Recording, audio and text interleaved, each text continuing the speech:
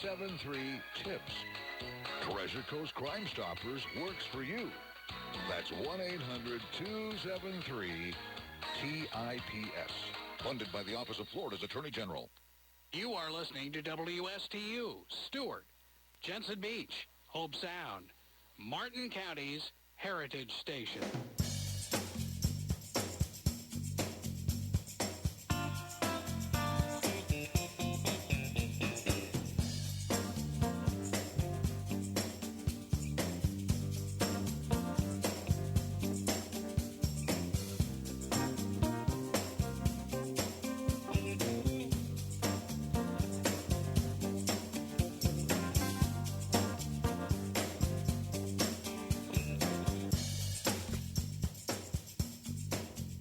And we are back for the second half of the show. And in the studio with me today is Commissioner Troy McDonald. Troy, you have been on this show so many times. I think you have the record for that. And I love having you on every show. It's always a good show with a lot of information. I love being here, Casey. It's you're one of my favorite people in the world. So well, always glad to be here. And you're always welcome back with something like an accolade like that.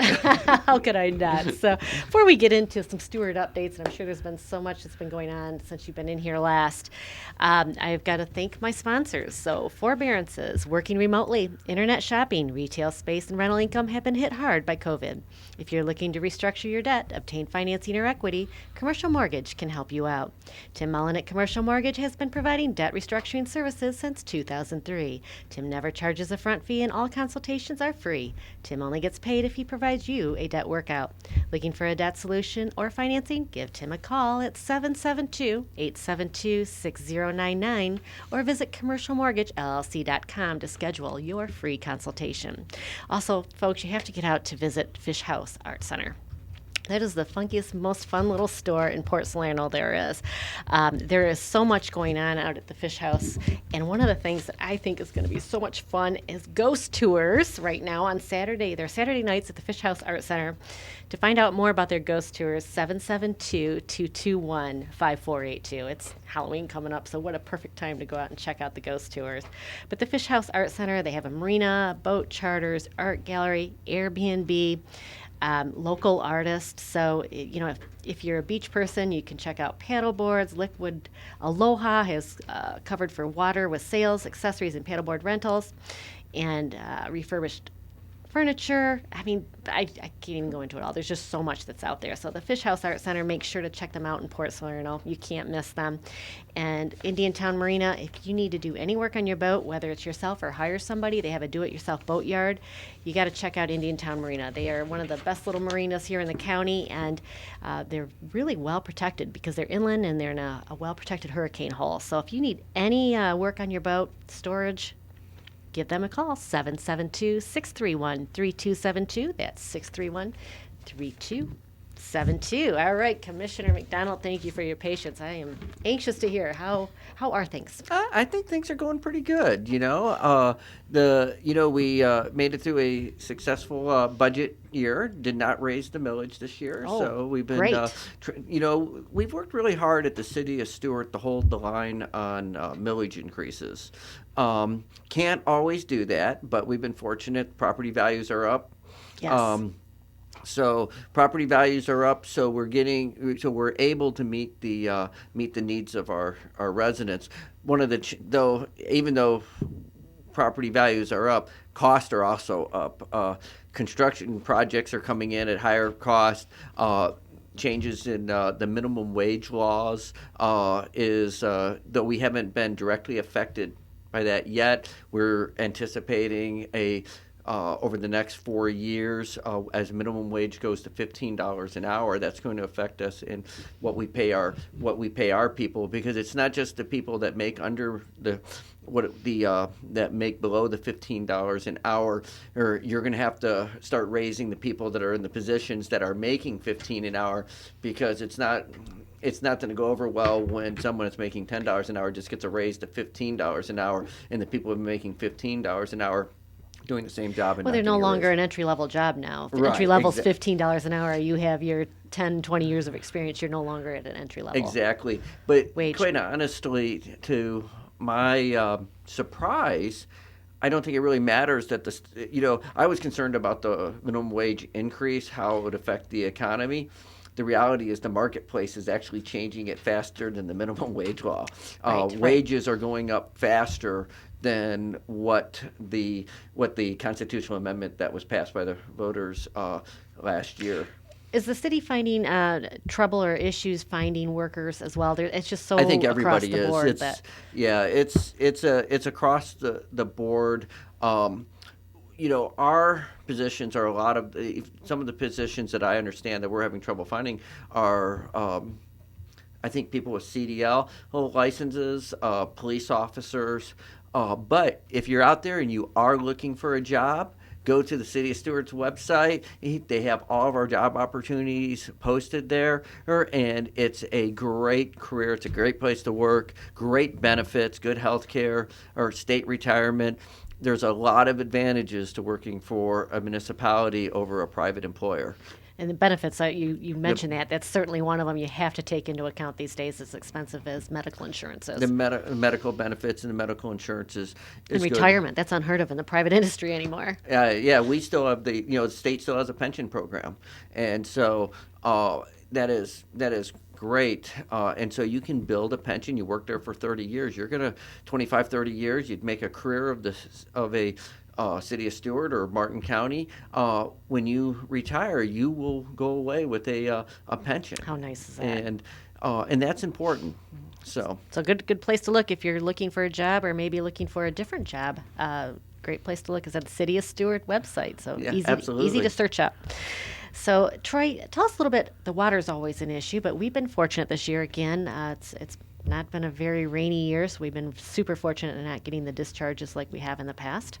Yeah, I think from a perspective of discharges, we've been very lucky this year. The City of Stuart has been taking a very proactive approach as far as dealing with the Army Corps of Engineers regarding discharges and also regarding the LOSUM process. Though I did see a this morning that I did not read the article yet. So I'm curious of what it says because I know there was a LOSUM meeting, I believe, yesterday. And so I briefed over it that the plan that they're looking at now is not as favorable for us as the previous one that they were looking at. And that's becoming a problem. We're putting, it's becoming a problem that there are other entities that want us to take all of the trash water. There needs to be some equitable distribution of this water, I guess.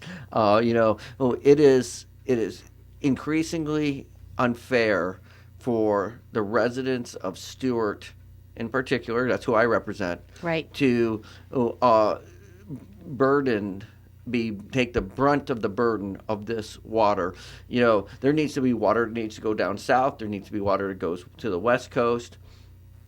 And we have actually advocated for an equitable distribution of how the water goes versus saying send it all to somebody else. Right. And because we get it, we're all in this together, and we need to continue that fight. I look forward to reading that article and then also hearing that we have one of our commissioners, Matheson, that we've assigned to be our contact point with the Army Corps, and he keeps us updated at our meetings. And so I'm really looking forward to hearing back his take on this. But at the same time, the City of Stuart is putting aside the discharges, has worked so hard to make sure that what we do produces the cleanest possible water for our residents. We have put $20+ million into land acquisition, stormwater projects, wetland restoration, Haney Creek, Poppleton Creek, just to name a couple of them, that are been major wetland restoration projects. Bruner Pond in downtown Stuart. Okay. That actually used to be a mobile home park, a dilapidated mobile home park. The city bought that, turned it into a wetland restoration project that created Bruner Pond, which treats and cleans water. There's a weir there that keeps water there, and that is also the headwater for Fraser Creek. And wonderful. So that is a great It is. Kruger Creek, we've done dredging on Kruger Creek for the purpose of removing muck which There's has so many much. legacy nutrients Yes, in that the muck. legacy nutrient, and it's Haney Creek. We have I think Haney Creek now is up to approximately 135 acres with many wetland restorations and upland preserve are all there. The city of Stuart for a 7 square miles. I don't know the exact number of acres or square miles, but it's a significant amount of property that the city of Stuart has purchased for the purpose of wetland restoration and conservation over the last 20 plus years. Commissioner McDonald, I really appreciate you bringing this up this morning because right now, of course, there's a lot of apartments and condos and Costco. You hear of this every day. Somebody, especially like on Nextdoor or something, oh my gosh, there's something else being I was built. looking at Nextdoor last night I guess that's the new Facebook for Oh my being goodness. angry. It is the new Facebook for being angry. And oh boy, are they ever. So every time they see a new development coming up, it's like, oh my gosh. You've just given some really good examples that the city is also acquiring properties for these wetlands, to stop flooding and issues that people are worried about. If you build something, then you're taking away some green space. But the city of Stuart, I'm sure it's in your comp plan of how much you can develop and making sure that you have these other areas that will be a natural preserve. Well, of course, all development approved in the city of Stuart does and must and does comply with our comprehensive plan. I will not vote for anything that violates the comprehensive plan. We have to abide by that. That is something that we have to do. We want to do. That's Right. what it's there for. But I will admit there has been a sea change. I left the commission for 2 years. During that 2 years, over approximately 2,500 residential units were approved in the city of Stuart. Since I've come back, we've had come before us about 600 units. Wow. Okay. And now I don't. It might be a little less, might be a little more, Right. but I think it's less than 600. And there's a couple things that have changed. I think to everybody's surprise, the pandemic did not cause a crash in real estate. It actually drove real estate up. Quite the and opposite. Even initially there was a dip in real estate in large cities like New York, but even now they're seeing those prices return. And so, in addition to Across the country. what we're having, and what really, and so I've been trying to understand this for 2 reasons. Once as a city commissioner, but also as my career as a real estate professional. And what I think realized what happened is, look at the population increase in the United States over the last 40 years. Right.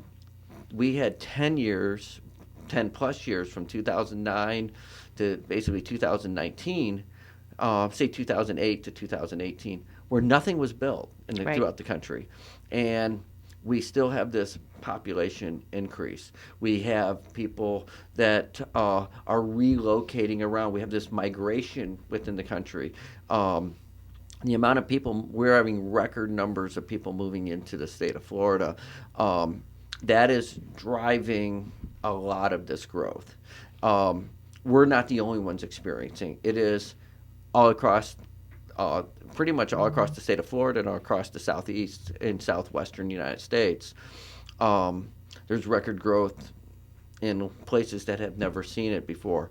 And it's a challenge. It's a challenge for us because we have property rights. We have a comp plan that if people are following, what I would say is that people don't see is that, for example, the Costco project was approved with 378 apartments. It had a potential of 750 apartments. Wow. And that they could have built 700. Twice as large. That's twice right. as large. They started when that came in, it started off before it ever got to the commission, getting reduced to 398 from I think over 450. Okay. Got reduced to 398. Then during the process of commission meetings, it got reduced to 378 number of units. Okay.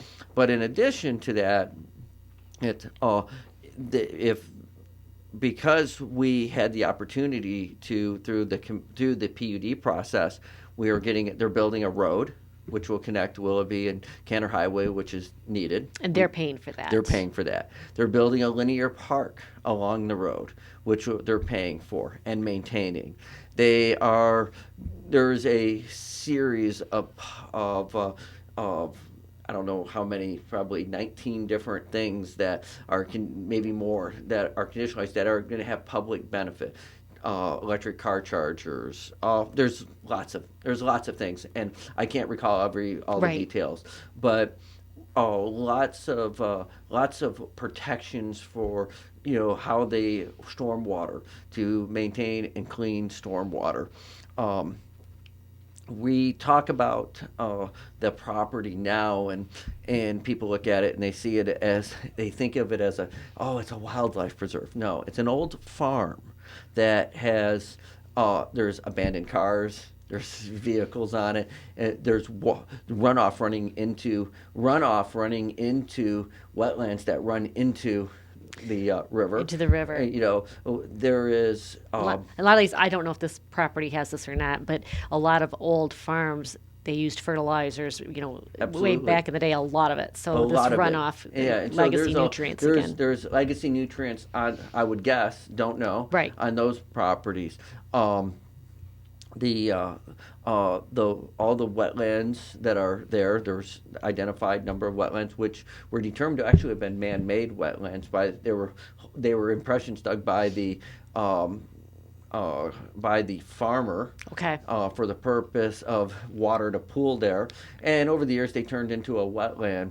But they are all being mitigated pursuant to the comp plan, and they will actually end up being the way mitigation works is you have a non-functioning poor man-made wetland, okay, and you build a larger one that is functioning someplace else. Okay. And so effectively, and that is allowed by state law. It's allowed by our comp plan. And again, there are property rights that if we do not allow people to exercise their rights, there is something known as the Burt-Harris Act. And So again, we're speaking with Commissioner Troy McDonald with the City of Stuart. If you have a question for Troy, I'm watching Facebook live feed or comment. And you can also call the studio, 220-9788. That's 772-220-WSTU. Troy, it's very interesting right now because Facebook, Nextdoor, whatever it is, even letters to the editors, people are complaining about all the new apartments. But then the next thing they complain about is how rents have gone up. Yeah. It's like, I think people need to look at the whole picture here. Rents are going up at supply and demand. It is. And they've gone up a lot. They've gone up a lot, and because supply, and every time someone moves here from, let's say, New York. I like to blame New Yorkers. Let's say someone moves here from New York. Right, probably going to get in trouble for that one. That's okay. Let's do it. So someone moves here from New York. They buy a house, and they come here, or California. They come here from California, and I just was working on a real estate transaction for a client, and we were competing with someone from California on a $225,000 house. $225,000, depending on where you're at in California, is what they have been. That's what they have left over, in their pocket. Right. From, whatever sale they had. Whatever sale they had. I mean, it's really pocket change for cost of property, and so my client lost out. And so, but every time someone comes here and pays over list, cash. No inspections, no appraisal. I just want that house and paid more. It drives the prices up. Then the people living here, that are here now, are getting pushed further and further and further out of the market. Right. And I think that we're starting to see prices go up in Okeechobee County for that same reason. And we're going to see prices in Fort Pierce and Sebastian rise because people are getting pushed out of, like, in Vero Beach. St. Lucie County. Same thing is happening. Prices have gone up 38%, I think. I look at my wife is a native here, and we talk about this a lot. And I can tell you that, even if I think if her siblings wanted to move back to retire, they're pushed out from a price perspective. Right. People have lived here their whole lives. Their kids can't afford to live here. Right. And that's a challenge. And supply and demand is part of it. But there's other aspects of it too. Construction cost. That as construction costs keep rising, concrete keeps going up in price. The demand, there's pandemic related issues. I was going to say the supply chain issues now too is of course going to have costs go up more because supply and demand. I think the supply chain I think the pandemic showed how weak the supply chain actually was. True. I think that we can sit there and blame the pandemic for the supply chain, but all it did was there was in a blip of time, a momentary disruption. And think about the supply chain actually picked up during World War II, but think about the disruption World War II caused to the world. It was much worse than the pandemic. Right. So we're seeing this disruption of the supply chain because it was so weak. Yes, and everybody wanted instant product, and now we're finding out one glitch really messed up the entire system. Yeah. Troy, we've got a question off Facebook. Jackie Picanis, thank you so much for tuning in. She asks, can the code address penalties for developers who do not comply with their approved plans, such as removing the natural areas that were to remain? So that's a challenge because yes and no. And there is code that addresses. We just had an issue involving Meritage homes where they cut down a buffer area that they were not supposed to cut down. They cut it down. Now the code is addressing it in a fashion that there's a few things I would like to have done a little bit more, but didn't get consensus. But on that, but the code addresses it. First of all, they're having to replace the trees based on the tree survey and additional effort that they did using Google Earth and Google Maps and Street View and everything because they had a tree survey prior to it happening, prior to as part of the development, determining. But using other methods because we said we want this done right. So fortunately, we have lots of technology out there, so you can actually use like Street View to count trees. Okay. And so there was a determination that there was X number of inches of girth of trees in this buffer. Okay. And then the basic code requires that they replace those trees with 1.5 times the amount of tree girth. Okay. So that came out to, I think, 2,500 inches. We got about 20 seconds. So. Okay. Well, anyways, they're replacing them at 175% of the trees. That the were ones removed. that won't fit, they are having to pay in the tree mitigation fund, and we've kept them from building vertical all this time. Troy, we got to cut you off. Thank you so much. Jackie, any questions for Troy? I'm sure he'll take your call. Thank you so much, Troy McDonald. Thank you. Commissioner City of Stuart. We'll see you next Wednesday, 10 p.m. I'll have Tom Campenny from Friends and Neighbors in the studio.